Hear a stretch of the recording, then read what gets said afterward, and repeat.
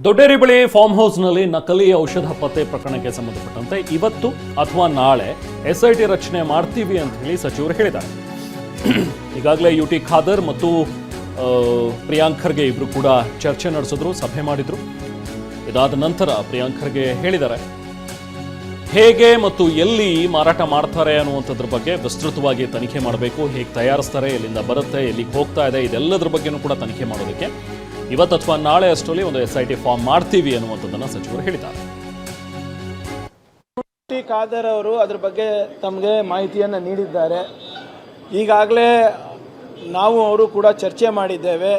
ಮುಖ್ಯಮಂತ್ರಿಗಳ ಅನುಮತಿ ಮೇರೆಗೆ ಜಂಟಿಯಾಗಿ ಒಂದು ಎಸ್ಐಟಿ ರಚನೆ ಮಾಡಬೇಕು ಅಂತ ನಾವು ಮತ್ತು ಯುಟಿ ಖಾದರ್ ಅವರು ಮಾತನಾಡ್ಕೊಂಡಿದ್ದೇವೆ. ಅದನ್ನು ಇವತ್ತಿಲ್ಲ ನಾಳೆ ಅಷ್ಟರಲ್ಲಿ ನಾವು ರಚನೆ ಮಾಡ್ತೀವಿ.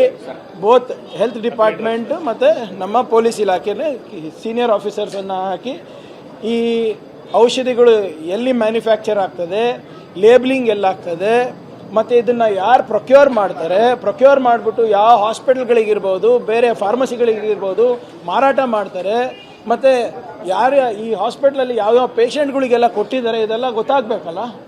ಸೊ ಅದರಿಂದ we are going to form S I T today evening ಅವ್ರು ನಾಳೆ ಅಷ್ಟರಲ್ಲಿ ಆಗುತ್ತೆ.